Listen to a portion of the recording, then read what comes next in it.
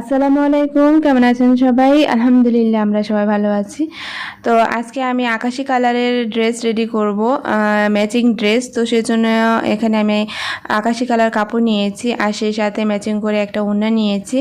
তো এটা হচ্ছে দুইটা মেয়ের জন্য ড্রেস রেডি করব। একটা হচ্ছে 12 বছর বয়সের আর একটা হচ্ছে 6 বছর বয়সের। তো ড্রেসগুলো রেডি করার জন্য এখানে আমি একটু ভালো মানের কাপড় নিয়েছি আর কাপড়টা একেবারে সফট আর হচ্ছে একটু পাতলা ছিল, যেহেতু এখন গরমকাল তো সেজন্য আমি এই কাপড়টা নিয়েছি। আর এখানে যেহেতু বাচ্চাদের ড্রেস রেডি করব, তো সেজন্য বাচ্চাদের ড্রেসগুলো কিন্তু লাল রং দিয়ে করলে অনেকটা ফুটে উঠে সুন্দরও দেখা যায়। আর আকাশি কালারের মধ্যে কিন্তু লাল রংটা অনেক ফুটবে। তো সেজন্য আমি এখানে লাল লেস নিয়েছি, যেহেতু আমি নিজেই সেলাই করব। তো লাল লেস সেলাই করার পরে দেখা যায় লাল লেসটা লাগালে ড্রেসটা আরও বেশি অনেক সুন্দর দেখাবে, গর্জিয়াস দেখাবে। তো সেজন্য এখানে আমি লাল লেস নিয়েছি। তো এখানে মোট লেস হচ্ছে 5 গজ নিয়েছি আমি। আর এর আগে আমি যেই রংটা গুলিয়ে রেখেছিলাম হোয়াইট পেস্ট দিয়ে, সেটা আমি এখন নিয়ে নেব বেশ অনেকটা, যেহেতু আমি দুইটা ড্রেস রেডি করব। তো সেই পরিমাণে আমি এখন হচ্ছে লাল রংটা রেডি করব। জাস্ট আমি এখানে লাল রংটা মিলিয়ে নিলে হবে, আর কিছুই করতে হবে না। তো লাল রংটা যদি আমি পরিমাণে অল্প দিই তাহলে কিন্তু সেটা গোলাপি হয়ে যাবে। তো সেজন্য আমাকে বেশ অনেকটা পরিমাণে লাল রং দিতে হবে, তা না হলে কিন্তু লালটা ফুটবে না আর লালটা বোঝা যাবে না।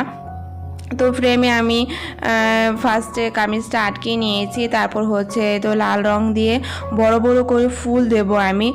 বড় বড় করে ফুলগুলো দিলে দেখা যায় দেখতে ভালো লাগবে, আর লাল রংটা দিয়ে যখন ফুলগুলো করব দেখতে অনেক সুন্দর দেখাবে। সেজন্য আমি এখানে বড় বড় করে ফুল দিয়েছি। তো ফুলগুলো আমি সম্পূর্ণ ভরাট করে নেব। তো একটু উপর নিচ করে ফুলগুলো আমি দিয়েছি, একেবারে সমান করে দেই নাই। তো ফুলগুলো দেওয়া হয়ে গেলে এর মাঝখানে আমি সম্পূর্ণ ড্রেসটার মধ্যে পাতা দিয়ে দেবো, যাতে বেশি গর্জিয়াস দেখা যায়, ফাঁকা না দেখা যায়। তো এভাবে করে পাতাগুলো আমি সব দিয়ে নেব। আর পাতাগুলো দেওয়া হয়ে গেলে এবার উপরের অংশটাতে আমি হচ্ছে একটু সবুজ রং দিয়ে ডালের মতো করে এঁকে নিচ্ছি। এখানেও আমি পাতা আর ফুল দিয়ে দেবো।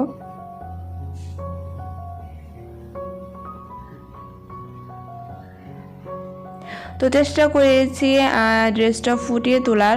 আর হালকা কালারের ড্রেসগুলো রং দিয়ে কিন্তু খুব সহজেই ফুটিয়ে তোলা যায়, যেই কোনো রং। এখানে হালকা গোলাপি কালারটা দিলেও ফুটতো। তো এখন হচ্ছে আমি পাতাটা দিয়ে নেব, আর সবুজ রংটা যে আমি আগে রেডি করেছিলাম সেটা দিয়ে এখন আমি এঁকে নিচ্ছি।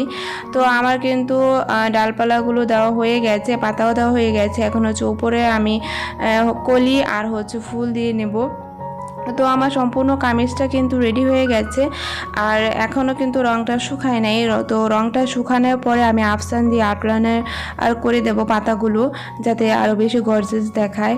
তো এদিকে আমি ফ্লোরে হচ্ছে হাতা দুটা এঁকে নিয়েছি একসাথে, যাতে কাজটা দ্রুত হয়ে যায়। তো এভাবেই আমি করে নিই আর কি। আর এখন হচ্ছে বেবি ড্রেসটা করে নিয়েছি। তো বেবি ড্রেসটা ফ্রেমে আটকানোর একটু সমস্যা হয়, তো সেজন্য আমি ফ্লোরে নিয়ে নিয়েছি।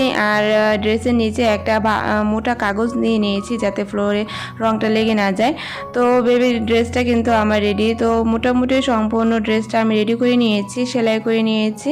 আর বেবি একটা ওড়না তৈরি করে দিয়েছি আমি। তো বেবি ওড়নাটার মধ্যে আমি হালকা পাতলা ফুল দিয়ে দিয়েছি। আর এই তো গারারা স্টাইলের হচ্ছে আমি সালোয়ার তৈরি করেছি 2 কুচি লেয়ারের। আর সম্পূর্ণ নিচের অংশটাতে আমি ফুল দিয়ে আফসান জড়ি দিয়ে এঁকে দিয়েছি।